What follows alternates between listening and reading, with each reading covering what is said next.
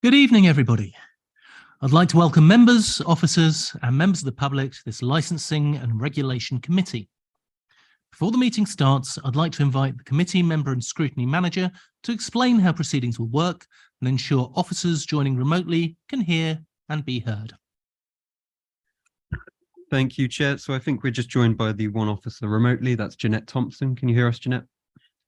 Yes, good evening. Thank you. So if a member wishes to speak, they should use the speak button located on the microphone unit in front of you. The microphone will light up green and the chair will be alerted of your request to speak. When the chair invites you to speak, your microphone will be made live and will turn red, at which point you can speak. When requested to vote, voting will be via the yes, no, abstain buttons on your microphone unit. Details of how members voted will be shown on screens around the room and will be visible on the YouTube stream. Are there any questions before we start the meeting? No. Back to you then, Chair. Thank you very much. Apologies for absence. I've received apologies from councillors Lisa Nash, Chris Lucas and Ian Albert. Are there any other apologies? Councillor David Barnard and Councillor Richard Thake. Thank you very much. Minutes of the 2nd of November 2021. I would like to propose that we take as read and approve as a true record the minutes of the meeting of the committee held on the 2nd of November 2021. Can I have a seconder, please? Councillor Dennis Harburg. Thank you, Chair. Happy to second. Thank you very much. Any comments? Surprisingly not. Right. Can I go to the vote on those minutes, please?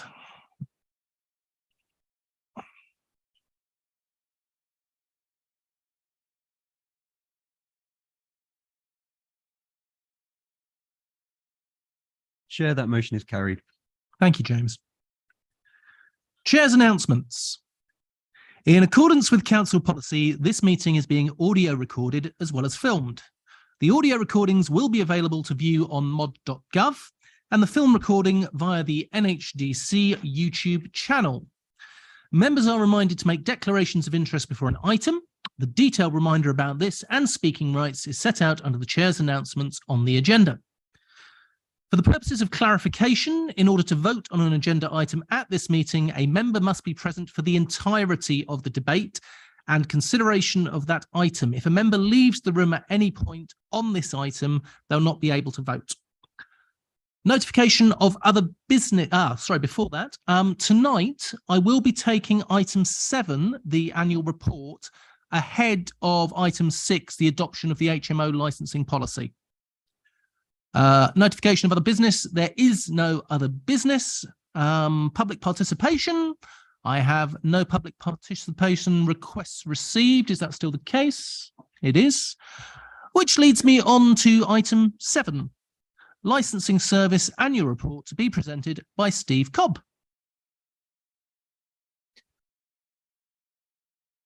Thank you. I'm looking around the meeting. I hope everybody knows me because I hope you've all attended a training session. Just out of interest before going any further, have you all had a training session from me?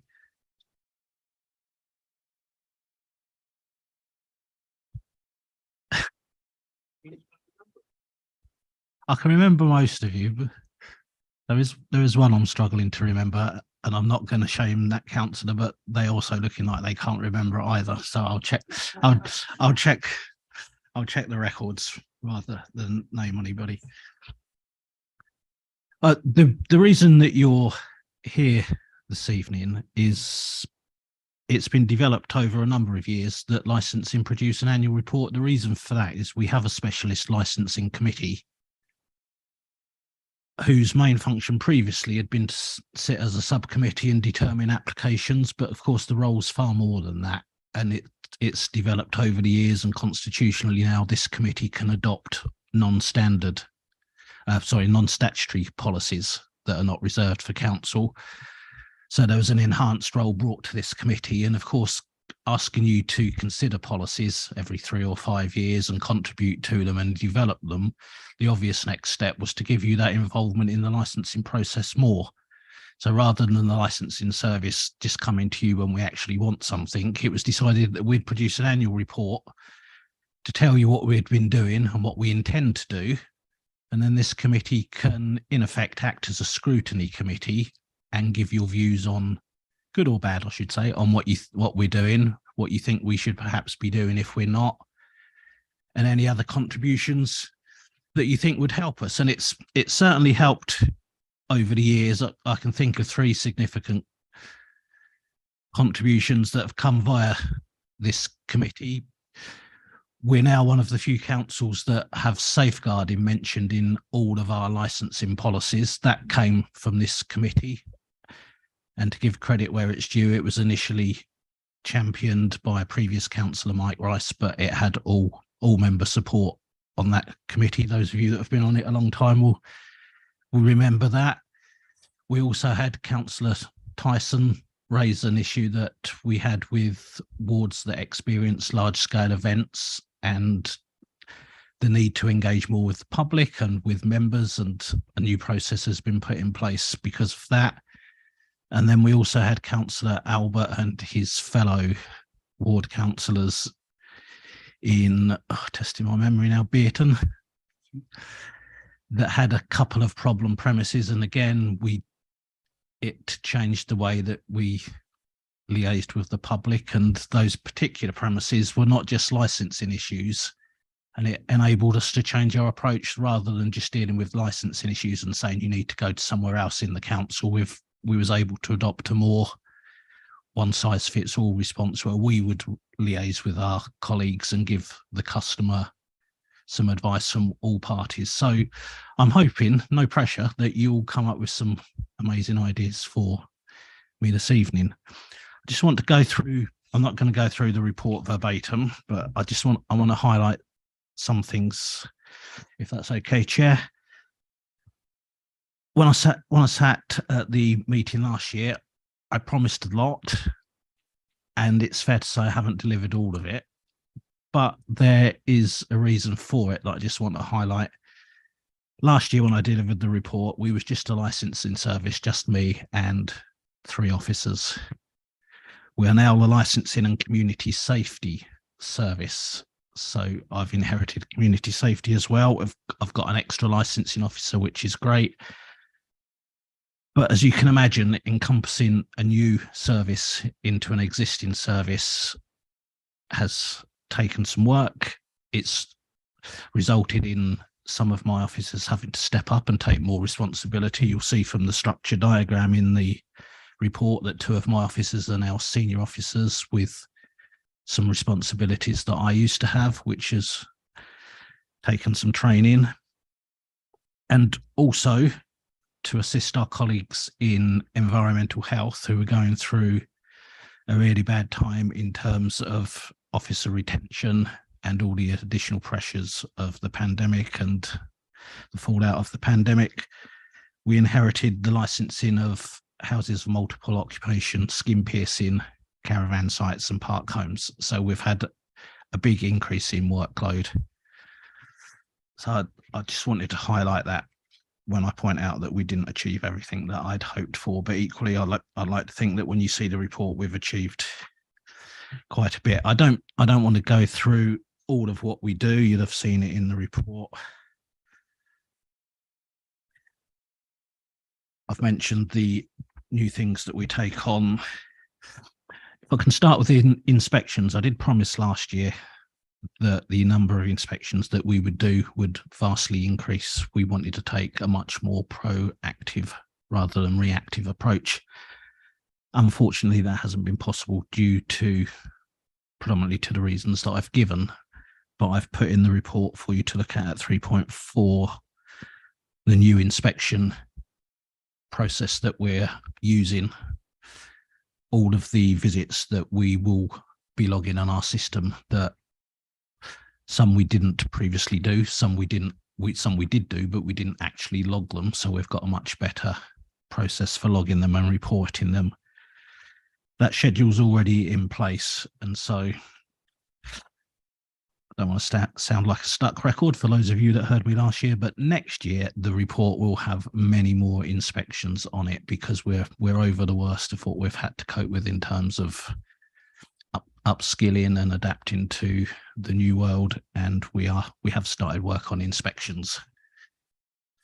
One of the things that this committee did say was that they wanted an input into the inspection regime. So if anybody has got any thought on what I've proposed there and think that we could be doing it differently or better, then obviously please let me know at the appropriate time. You'll see from the applications that we have finally recovered in terms of workload from the pandemic. Our number of inspections over the last couple of reporting years, 1,300 to the nearest 100, 1,200, yet the last reporting year, 1,700. So we're busier, which is a good sign, because obviously it means our community is recovering and we're getting new applications, and we've had quite a few business startups that's been really pleasing. The number of licenses that we've had has gone up. That's partly because we've inherited those new regimes as well, but partly because we are getting these new businesses coming through.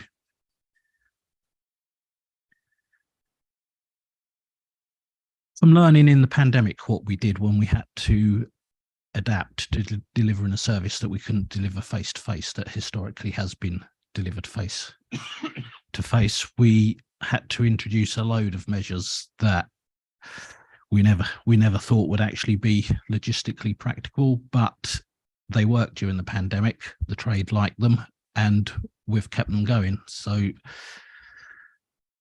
that's been pleasing, and we've tried to build on that as well. We noticed, for example, that lots of time was being wasted with people that needed to come into face-to-face appointments. Historically, the way it worked was somebody would email in to say that they wanted an appointment. The team would find the next available appointment. They would email them back. That appointment would then not work for that person. So that person would then have to email in again. And then you would have an email chain going backwards and forwards, and sometimes stuck in a loop that ended up going nowhere. So what we did, working with our colleagues in CSC, is we've introduced an online booking service where the customer can self-serve and book the date and time that they want. That's working really well, and we're rolling it out to other face-to-face services as well. And we're also looking to extend it to the compliance testing of taxi vehicles as well, which will be much more convenient for the customers, and it will be far less time consuming and reduce the administration for us, which in turn reduces the cost of the license for the customer.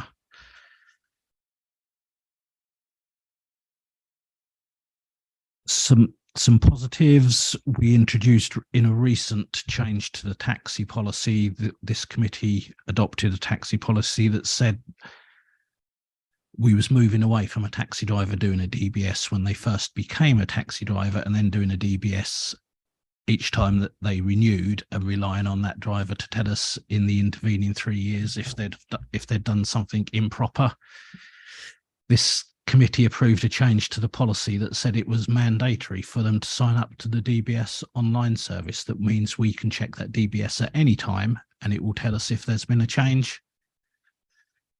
The good news is 90-something% of all of the checks we've made, there has been no change at all, but equally it has flagged up a couple of incidents that taxi drivers haven't brought to our attention, and we've been able to deal with it. So that I think is a real positive. Licensing hearings. I mentioned that subcommittees of this committee determine applications. That they're at an all-time low at the moment, 4 in the last reporting period, which I know disappoints some of you because you really enjoy doing them. So I have to apologise for that. That's because we've introduced our mediation service, and rather than just putting everything to committee every time a representation comes in, the case officer is now tasked with going back to the person that's putting a representation and trying to liaise between them and the applicant to see if they can reach a resolution prior to it coming to a hearing. Because I don't know for certain, because obviously I don't sit on the subcommittees, but I would imagine it can be quite frustrating when you're sitting on a subcommittee trying to determine an application, and you've got a representation in front of you and there's a really obvious solution, and you've given up your time to come and make a decision on something that we could have perhaps done for you in the first place. So we are now doing it, hence the reason that you're not having to do as many hearings.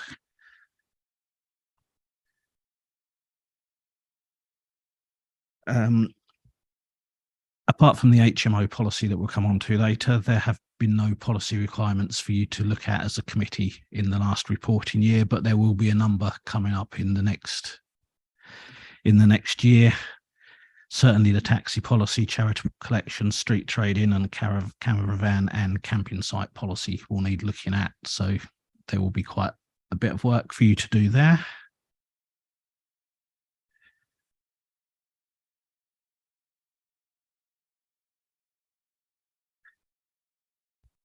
In terms of moving forward with customer engagement, we've changed the way that we do our licensing forums. We always used to do a forum here where we invited the trade to come in quarterly for taxis and for animals. It wasn't always convenient for them. It certainly wasn't representative of the trade. So we looked at a different way of doing it. And what we've trialed with the taxi drivers is we've set up a closed membership Facebook page that has been really successful. It gives them the opportunity to post any questions that they have. We can answer those questions on the Facebook page. The answer is then available to all of the drivers that are signed up, so we don't get asked the same question numerous times. But we can also post messages on there as well with upcoming changes or important announcements. And for those that don't sign up to the Facebook page, we do a monthly email round to those as well so that they don't miss out. We're looking to extend that also to the animal trade. Our good friends in central government also decided that we didn't have enough work to do as a licensing team, so we now have to do some things on behalf of government. We have to check that our taxi and private hire drivers have a right to work in the country. I'm not necessarily sure it's a local government function, but we have to do it. And we also have to check that they are registered with HMRC before we give them a license as well. So that's been quite a steep learning curve for the trade and for us. But in general terms, it's worked reasonably well. We have lost a few drivers, but it would be anecdotal to say whether or not that was as a result of maybe having to sign up to HMRC. In terms of my team, I have to give a shout out to my team. I'm very lucky that I've got very dedicated officers that are looking to develop. Another member of the team passed the professional licensing practitioner qualification this year. So that's 3 out of the 4 officers that are now qualified licensing officers. One of my officers has also passed the BTEC level 3 in animal inspections. That's a new requirement that came in under the Animal Welfare Act, that you can only now inspect animal premises if you have got this particular qualification. Because of that, we had to outsource all of our animal inspections, firstly to Stevenage, then to Central Beds, and the guy at Central Beds then moved on to Luton. Obviously, it was very costly to the council, having to bring in third party. And equally, it wasn't that convenient for the customer because we was having to wait for that officer to fit their workload for us in with their workload with their existing council as well. But we've now got a qualified officer in the team. She is doing the vast majority of the inspections. That's providing a much better service. It's providing a much more cost-effective service. And the gentleman that previously did the inspections for us, we have retained as a consultant if we need him for particularly complex animal inspections. But in terms of the amount of money that's costing us, it's minimal. I don't want to quote incorrect figures, but certainly this year I spent less than £1,000, where it was averaging £7,000 to £8,000 in previous years, and that's only going to go down. So credit to the officer that's got that qualification. We've also been really lucky with our apprentices. Our previous apprentice joined us as an assistant licensing officer. Very sadly, she's handed her notice in now, so I am going to be advertising for another officer. But the positive to take from that is she always had her heart set on another career. She didn't think she was in a good position to go for that career. She now thinks, from what she's learned at her apprenticeship at this council, that she's now in a place to go where she can go for the career that she wants. So I think that's a good shout out for the apprenticeship scheme here. In terms of what we're looking to do going forward, it's predominantly focused on customer engagement, improving our website even further, the work that we've inherited, HMOs, park homes, etc. That was a different area of the website. It wasn't a particularly good area of the website. We've brought it into our licensing pages. We've made it much more customer friendly.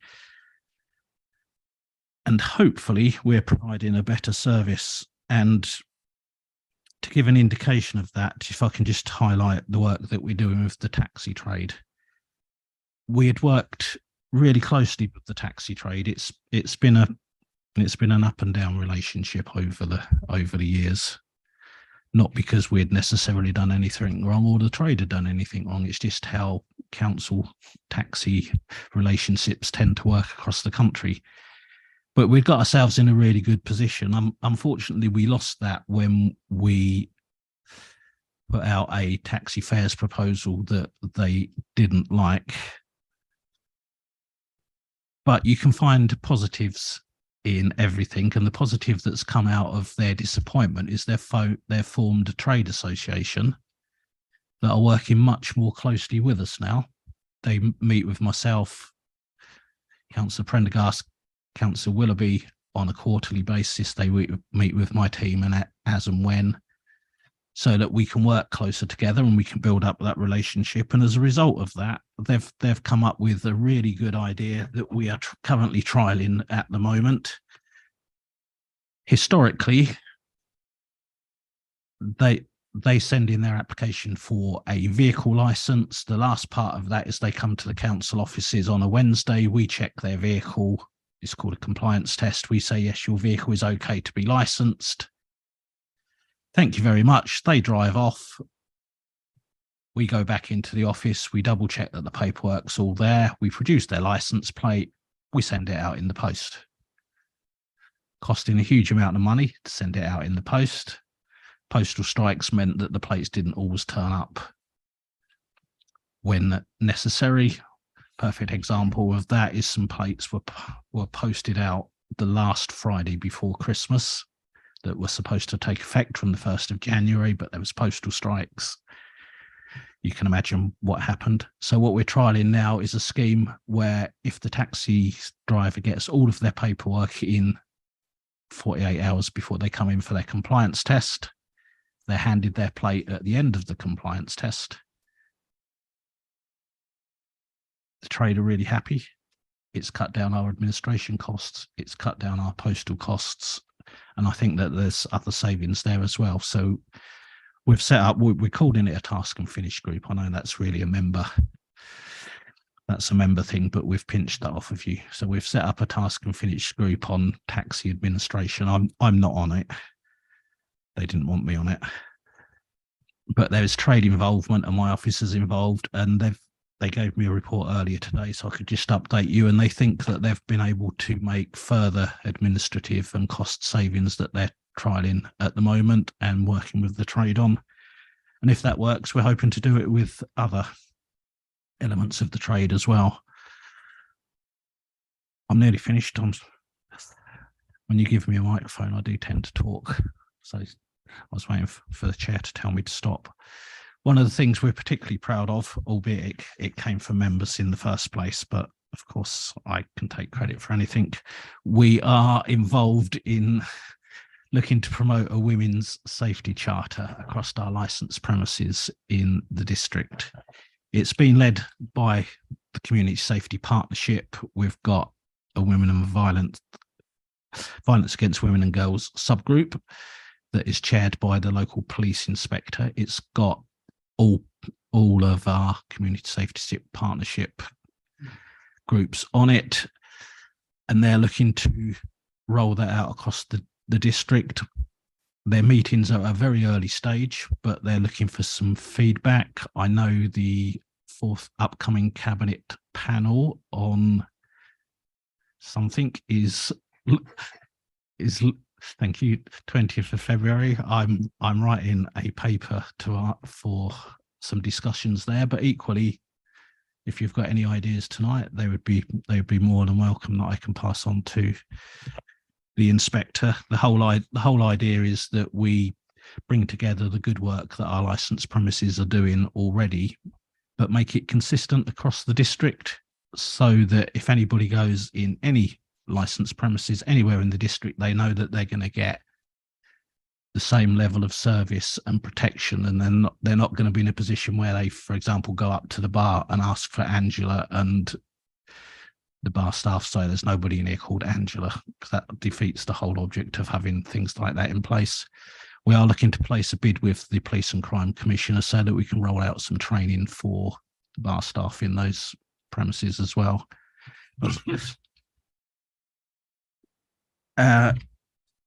In terms of what we have to do going forward, we've got the protect duty that we have to think about. That will be council-wide, but it's particularly relevant to licensed premises, because any premises that attracts members of the public where there's likely to be more than 100 people present have to have regard to taking appropriate measures to prevent terrorist attacks. Skin piercing that we've just inherited is currently a registration scheme, which is relatively simple to administer. It will become a licence scheme. There's a clause in the Health and Care Act that allows the minister to bring in a proper licensing scheme that will require qualifications for people to do things that involve skin piercing. Don't want to scare anybody that currently has tattoos or piercing of any description, but basically the registration scheme is almost as simple as, I tell the council that I want to start tattooing in my house tomorrow. I start tattooing in my house tomorrow. So a proper licensing scheme will come in, but obviously it will be a lot of work for us. And there's a lot of focus on animal welfare at the moment. I won't go through everything that I've listed in terms of animal welfare, but there are big changes coming in animal welfare that we will have to take on. And I think I've talked for enough now. So hopefully, Chair, I will get some questions to cover things that I've missed. I'm sure you will. And normally we would have the executive with us. Unfortunately, Sean's not been able to attend this evening. Alistair, his deputy, is here and I believe would actually like to say something in a minute, which I have no issues with. The first question I have for you comes from Councillor Michael Muir. Oh, thank you. Steve, I hold an alcohol licence for the last 30 years. So can I take part in this discussion? As a licence holder, can you be involved with this? I see no reason why you can't take part in this discussion, Councillor Muir, because we're not asking you to make a decision. We're only discussing the ongoing work of the team. And so in the same way as we'd welcome feedback from any of our licensees, we'd welcome feedback from you as well. Councillor Morris. Thank you. Steve, subcommittees in future, are they always going to be in person or will they be virtual, or will they be either? Is there a decision on that? Yeah, the intention at the moment is to continue doing them virtually. The meetings are held under the Licensing Act as opposed to the Local Government Act, so we are able to do them virtually. What the feedback that we've received from our customers is that people find it easier to attend, whether it be objectors, whether it be the applicant, they find it easier to attend virtually because they don't have to give up time and travel to the DCO. But I'm equally aware that some members have a differing view, which you may put forward now. I mean, I've obviously sat on subcommittees over the years, and as everybody says, that it's quasi-judicial, and I actually find it's a disadvantage actually not being in person. You just can't get the feel of what that's going on, really. I mean, I don't have a problem with virtual meetings in general. There's certainly a place for them, but I think that subcommittees should be in person, but that's my opinion. Can I ask some other questions, please, Chair? Yes, of course. 2.4, the annual fee invoicing was outstanding. Is it a material sum, 2.4? Or you, no?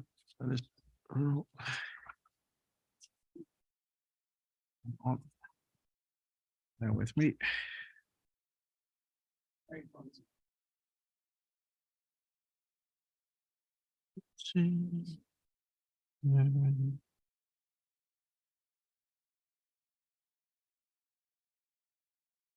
Yep, apologies. I was just getting my bearings. It was an outstanding sum of money for the annual fees that wasn't charged for park home licensing. It's not for me to say whether it's material or not, but it was in the region of £4,000 that wasn't invoiced by our colleagues in environmental health. Presumably it was picked up eventually anyway, so. It has been invoiced this year. It's going to be very difficult to go back to them and invoice them for something that is technically a license fee for the work that we did over 12 months ago. Okay. Next, 2.11.21, 2.11.21, which I'll try and find, which is hypnotism. How do you license somebody to be a hypnotist? I mean, can we give it as a simple answer? I just can't resist asking it though.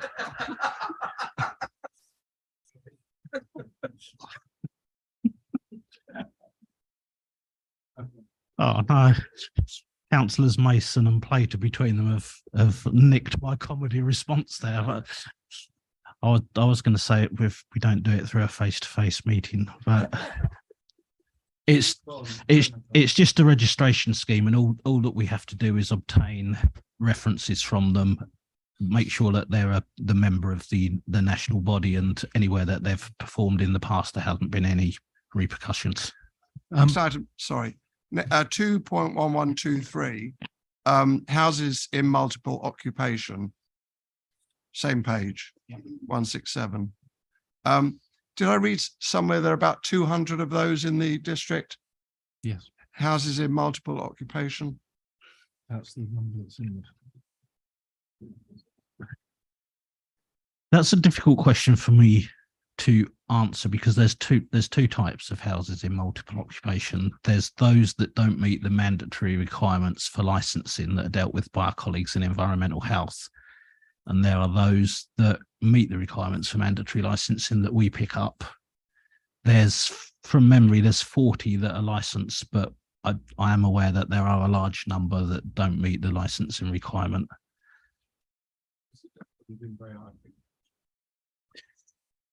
In general terms, it's very low. We've got, for example, an environmental health officer that's joined us recently with HMO experience. He come from Welling and Hatfield, and he said there was 1,000 plus in Welling and Hatfield. So it makes our figures look very low, but we know that there are a lot out there, but because they are what are called small HMOs, they don't meet the licensing requirement, but they are still dealt with by environmental health. My last question, 3.1, on page 168. Inspections 2021-22 obviously gone right down. Is that a combination of tail end of the pandemic and also staff problems, shortage of people? It's predominantly coming out of the pandemic, the new work that we've taken on, the upskilling of the senior officers take on my responsibility, but equally because I can't say that that's the only inspections that we did, because they weren't all correctly recorded. So part of the new recording system should pick up things that have slipped through the net before now. So I'm confident that more than 30 were done, but I can't tell you a specific number.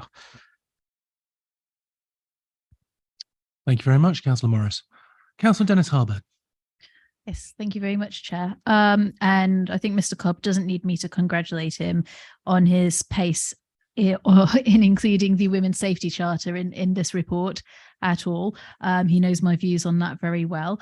However, scrap metal dealers, I'm assuming this is also from the description covering things like the yards that deal with scrap metal, because obviously they buy written off vehicles, etc., etc. Just a small query as to what our enforcement with those sites is and how successful we are in dealing with issues and preventing bad practice. Surprisingly, our enforcement powers are quite limited because scrap metal licensing focuses predominantly on their record keeping. So what we can do is we can go in and check their records. We can make sure that they're not trading in cash. We can make sure that they keep records of what metal that they take in, what metal they sell out, and we do that. Our colleagues, the environmental crime officers, have helped us with those inspections in the past. What we can't do, unfortunately, is extend our enforcement powers to things like the lorries that are approaching the sites and parking up outside, causing problems in the vicinity. We can't control that. It's purely limited to the site record keeping. Sorry, just to follow up on that then, if we're not able to enforce obviously the usage, the lorries and the things that can really have a negative impact on residents who live close by to those locations, who is responsible for that enforcement, and is there anything that we can actually do? As I understand it, there are two ways of looking at it. There is the nuisance factor. So environmental health officers have a degree of power for nuisance, predominantly noise nuisance, and things like littering they would fall within, but not necessarily the problems that we know exist outside these premises. They do, when they're granted planning permission, and there's a role for county, I believe, in planning, there are planning conditions on them that cover things like the lorries stacking up outside. That's not the best answer I've ever given, but I'm quite happy to give a more comprehensive answer that can go into the minutes once I've spoken to my colleagues.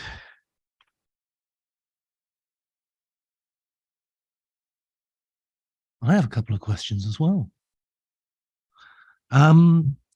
Firstly, since COVID, Letchworth has developed a fantastic street cafe environment. And I know, as we can see in 14.12, we've got the new bill coming through asking about how this will be, the exact wording. You're already dealing with payment license under the temporary provisions. It's an administrative process only with no enforcement powers. Do you know if we'll definitely still be keeping this under our district powers? And do you think that having the enforcement powers will be a positive or a lot more work for you? I think it will be a positive. The pavement licensing regime was only brought in initially as a temporary measure due to COVID, with the size restrictions inside premises. The obvious way for businesses to continue trading was to have tables and chairs outside their premises. I don't want to do my colleagues at county a disservice, but the only way of getting a tables and chairs license previously was through the county council. It was a very long-winded process and it was a very expensive process. So government brought in a quick fix, so to speak, initially for a year, and it's now in its third year, where we only have 10 working days to make a decision. And if we won't make a decision, it's automatically granted, and we can only charge a maximum of £100. What's really frustrating for us is under the temporary legislation, we've got no enforcement powers. And it's not something that I like saying in a meeting where I know it's publicly streamed, but then it's public knowledge anyway that there's very little we can do if we go to somebody and say, you've got tables and chairs out, you need to get a pavement license, and they say, no, we haven't. What we then have to do is go to our colleagues in county and ask them to enforce it as the Highways Authority. And obviously our colleagues in county have got their own workload pressures as well, and it's not particularly effective. What the government have committed in the Levelling Up bill is there is actually a clause in there that gives us enforcement powers. It also allows us to charge a reasonable fee, because we're doing it at a loss at the moment, which is never good for council finances. But we will have enforcement powers that will give us the ability, if somebody doesn't get a pavement license with us from 1st of October onwards, we would have the necessary enforcement powers to remove their tables and chairs, store them. For them to get them back, they would have to pay us our costs of storage and the costs that have taken them away. And if they choose not to do that, then obviously we can sell their furniture to recoup our costs. So I think it will be a positive, because it will allow our businesses to get tables and chairs outside much quicker, much cheaper, and it will be better for us because it will actually be a regulation scheme where we can actually regulate it properly.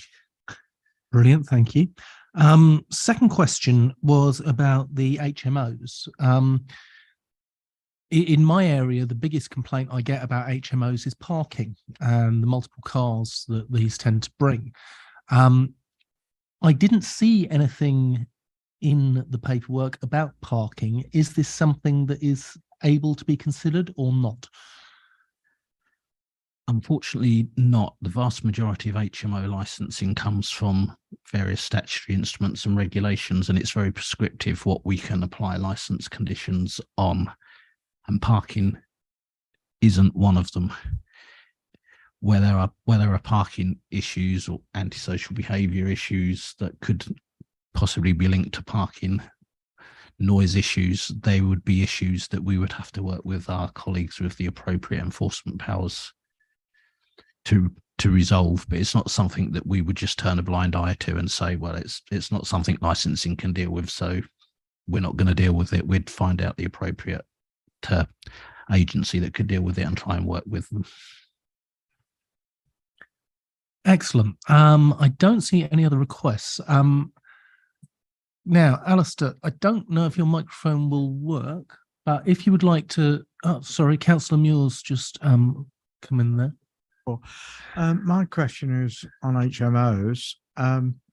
We have an old hotel in Baldock High Street that isn't used as a hotel anymore.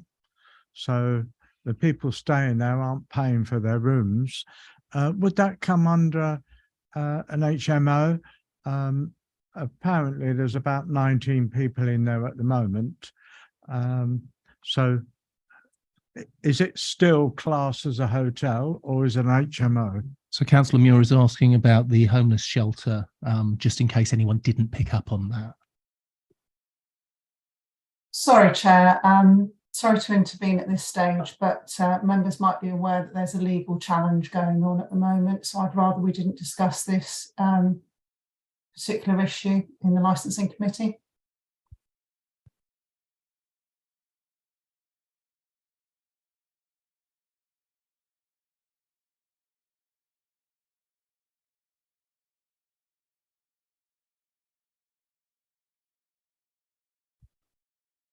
Right. We do have a response, but I won't be accepting any other questions on it, but I do have a straight response on the question directly.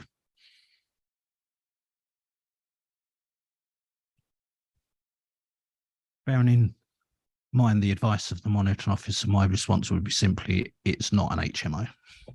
Thank you very much. Thank you. Councillor Willoughby. Thanks, Chair. So the executive, Sean Prendergast, couldn't make it, so you've got me, but I'm going to keep it relatively short. Firstly, I would like to commend Steve and his team. I think they've done an absolutely fantastic job over this last year of with a dynamic response to some of the challenges and the changes in legislation and the additional responsibilities that they've been given. The particular part for the future planning that we're very glad to see and keen to get work on, started on, is the Women's Safety Charter. Now, obviously, at the moment, various different establishments have different responses to how they deal with women's safety, and we are now taking a view that actually we need to help, and we need to make sure that across the district we have the same response. Wherever you go, you should feel safe, and that's women, that's everyone, but in this particular charter, particularly women who have obviously been victimized quite enough. So it's incredibly important that we obviously get this going, and that we get a good agency and partner responses as well. And I know that Steve and the team have been working very well with the police, with VORG, etc., the Community Safety Partnership, the Joint Action Group. So we're looking forward to that being rolled out, and hopefully it will be rolled out district-wide sooner rather than later. Right. Do we have a proposer? The recommendation is that the committee review the annual report and comment on its content and note the annual report. Councillor Dennis Harlow. Thank you, Chair. I'm very happy to propose this. And do we have a seconder, please? Councillor Tom Plater. Second, Chair. Thank you very much. Do we have any debate? No, I think we had a very good explanation and some really good discussion on this, in which case, can we please go to the vote?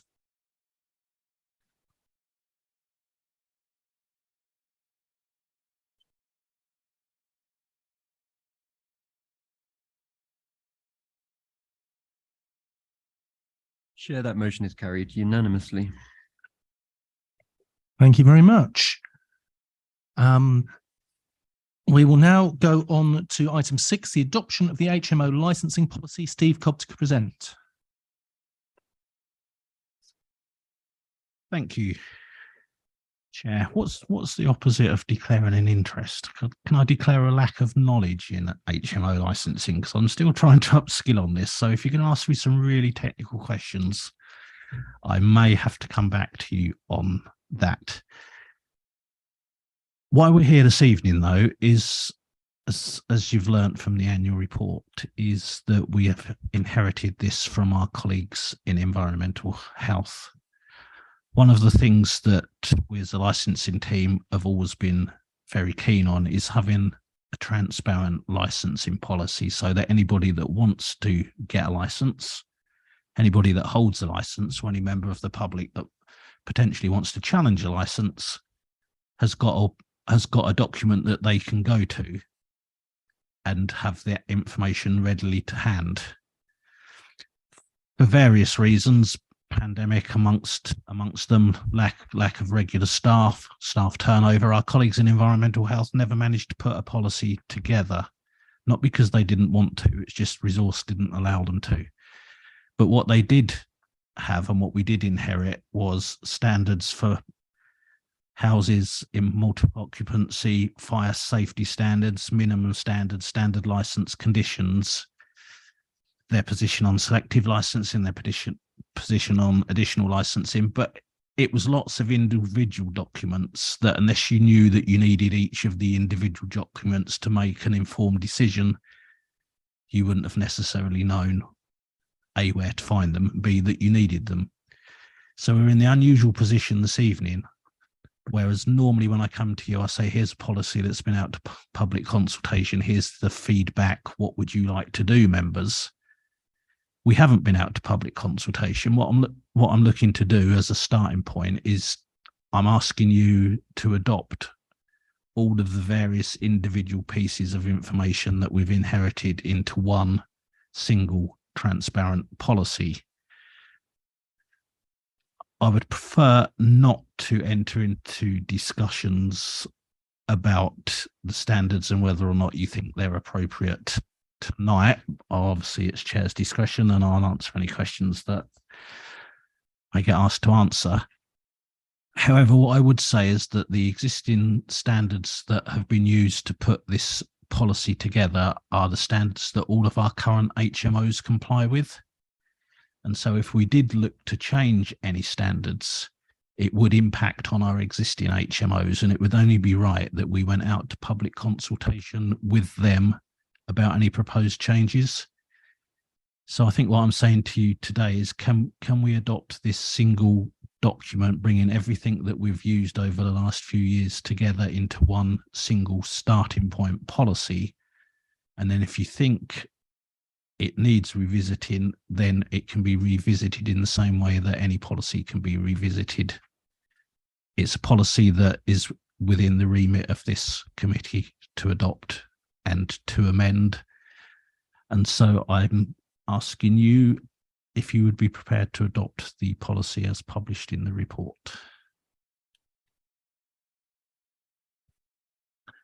Okay. Are there any questions? Councillor Plater. Thank you, Chair. So just to clarify, what you're asking us to adopt is in fact an amalgamation of multiple policies into a single policy document, and there are not any changes in the policies that we've got in front of us from the policies in those individual documents. So therefore there isn't any change in how we, at the moment, in how we award the licenses and the licenses that have already been awarded to HMOs. That's exactly right. All of our HMOs are compliant with this existing policy, and that's all we're doing at this stage. Councillor Dennis Harburg. Thank you, Chair. I'm slightly annoyed at my colleague because he basically expressed my point, but using more words. So effectively, consolidation document. We've not sort of gone out to consultation on this. If we made any changes tonight, or if we wanted to throw things around a bit, it could cause a few issues potentially. So let's just get them all consolidated in one place so that we know what we're doing, we can get to grips with them, and then officers in this committee, if we wish to make changes, can work together to do that as per the usual process. So this is our starting point. It's not going to be perfect, but it's what we've got for now. Yeah, exactly right. It gives us that one single document that we can refer to that brings together everything that our colleagues in environmental health have been doing over the last few years. It gives us a defendable position if we're ever challenged, and it, as you say, better than I did, it's a starting point. Thank you very much. Councillor Morris. Thank you, Chair. Thank you, Steve. It's slightly off the subject, this, but it vaguely related. If there is a property that is not registered as an HMO but should have been, and there is an issue with it, a serious issue with it, are they council liable in any way that you didn't find out about it, or it wasn't licensed? I realise it's not. We wouldn't have a liability. We try not to use a Dick Cheneyism, but we can't be liable for something that we don't know. If we was aware that it needed a license and we didn't do something and a problem then existed, then obviously there could potentially be some liability there. The policy, when it was written for me, was written by an environmental health consultant as part of a wider remit that involved looking across the district and trying to find HMOs. We are continually looking. So if we get a complaint, for example, that says that there's, I don't know, coming and going from a house, multiple people leaving the same house, then that's a trigger, and we would, as part of any investigation, either by us or our colleagues, we would look at whether it needed HMO licensing, and if it did, we would always go to them first and say, we believe you're an HMO, would you like to be licensed with us? If they do, then we've achieved compliance, they meet our standards, that's what we want. If they refuse to engage with us, then we would have to look at enforcement action. Excellent, thank you. Supplementary, please. As long as it's relevant to this and not going off on a tangent. Probably not, actually. Forget it. Thanks, Chair. Thank you. Councillor Muir. I'd like to propose the adoption of the new HMO policies. Okay. In that case, we have a proposer, and I can't see anyone else that wants to comment. Councillor Muir to propose. Do I have a seconder, please? Councillor Morris. A second. Thank you very much. In that case, we've had the debate. We have a proposer and a seconder. Sorry, we have the proposer and a seconder. Do we have any debate? No. Can we go to the vote, please?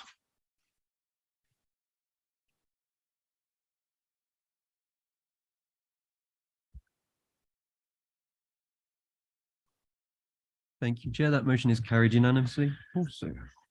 Right, very quickly, before I close the meeting, can I just take this time to thank Steve and the whole of the licensing team, to congratulate them on the exams that they have passed within the team and the way they are moving forward. They are a brilliant, brilliant team and a credit to North Herts Council. I look forward to seeing you all at the next licensing meeting. Thank you very much and good night.